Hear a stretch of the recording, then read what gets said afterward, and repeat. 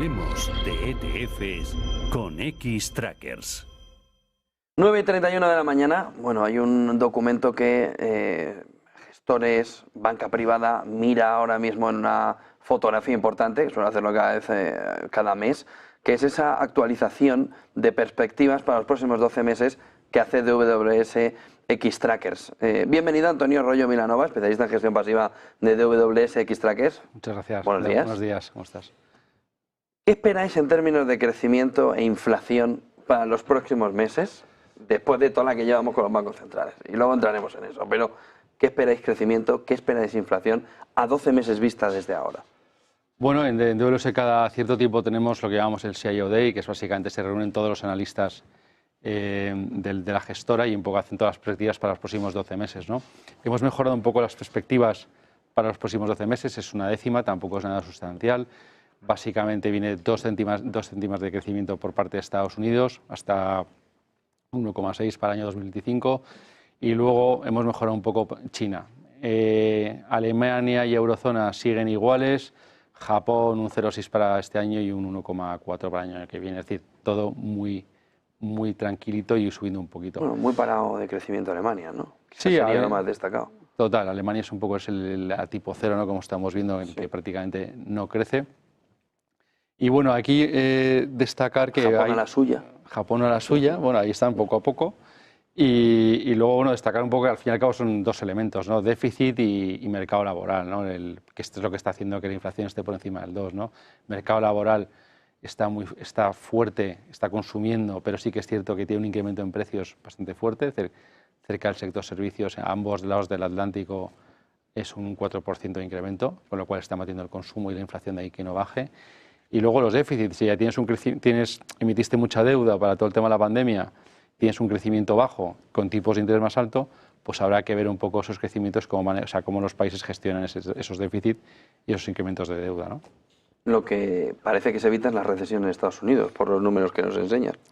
Sí, bueno, la recesión en Estados Unidos parece que se evita. Cuando se invirtió la curva de tipos, todos los analistas, en el 80% de los casos, dicen que una vez que se invierte la curva, pues da recesión. Los modelos siguen dando recesión, pero sí que es cierto que han bajado desde un 65, el consenso de mercado un 70, incluso algunos modelos daban el 100% de recesión, ahora está en torno al 30%, 40%, y por tanto, bueno, pues parece que ese riesgo se reduce. Y varios son los motivos, ¿no? Pues tienen un consumo más o menos estable, un empleo fuerte que está metiendo el consumo. Es cierto que las empresas, las pymes, las pequeñitas, pues están sufriendo unos tipos de interés más altos y hay que ver cómo evoluciona. Hay que tener en cuenta que el 70% de las compañías en Estados Unidos tienen menos de 250 trabajadores y son el 90% de todas las compañías.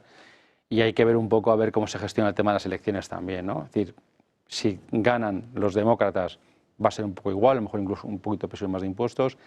Si ganan los republicanos, ya se esperan un incremento del déficit en torno a 60 puntos básicos por los programas de inversiones que pueden añadir unos 40 puntos básicos de crecimiento en 2024 y quitarán los 25 en el 2025. Entonces, no hay recesión suave, no lo vemos en DWS, pero hay que estar un poco al tanto de los datos.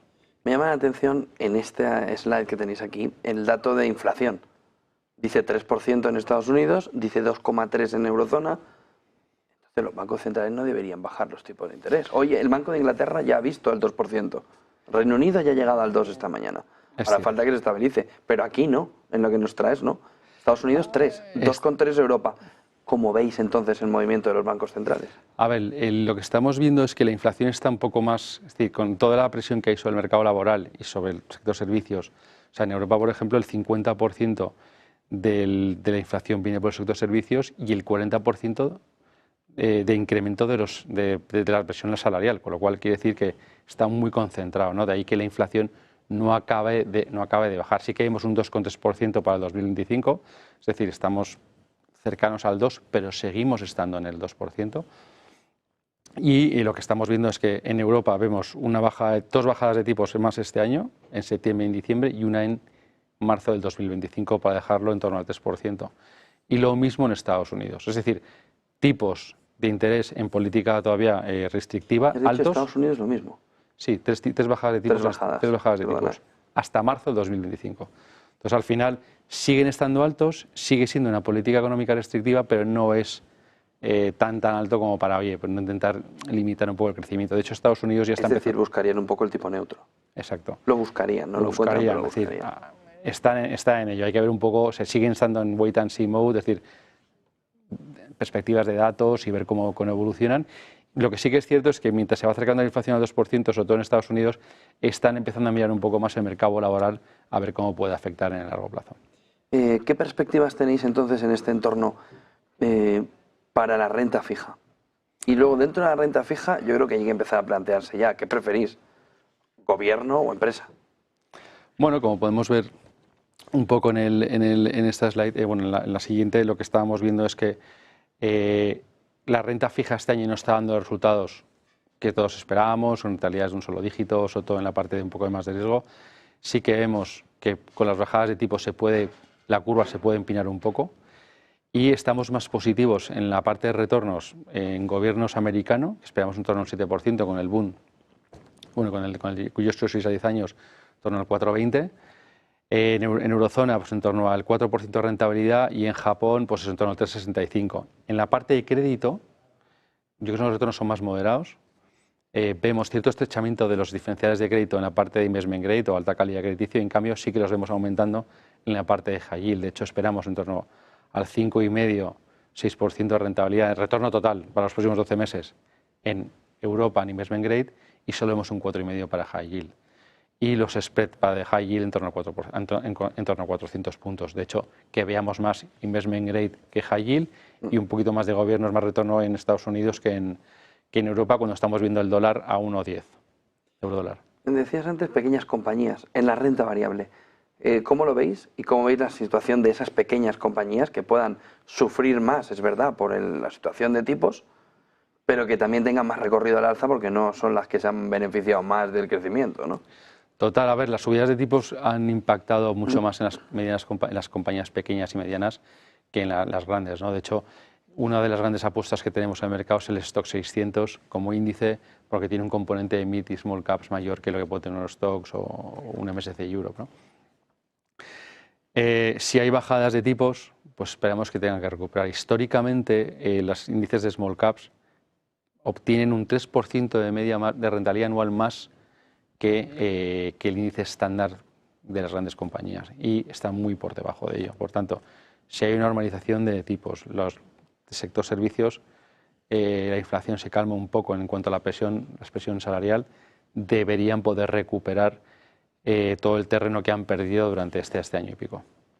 ¿Lo veis a las pequeñas como un momento de picotear o veis como un momento para posicionarlo bien en cartera frente a la tecnología, que es tecnología? Es decir, es que dar el paso ese al inversor le va a costar mucho, ¿eh?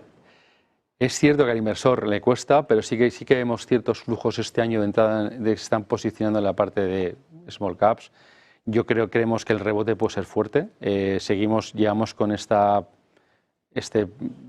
apuesta, llevamos más de 12 meses, no acaba de funcionar, pero creemos que en el momento que se empiecen a recoger las bajadas de tipos puede subir considerablemente. Y luego de esas que la tecnología pues no para de subir, es decir, en fin, está aquí la guerra entre quién es más grande en Estados Unidos, pero es cierto que en Europa esa guerra no la tenemos. Si nos vamos un poco más al inversor europeo, el MSCI Europe Small Caps como índice debería, recuperar el terreno perdido, ¿no? Pues muchísimas gracias por toda esa fotografía, Antonio Royo Vilanova, especialista en gestión pasiva de WS Xtrackers. Buen día, buen negocio. Muchísimas gracias, Antonio. Hablemos de ETFs con Xtrackers.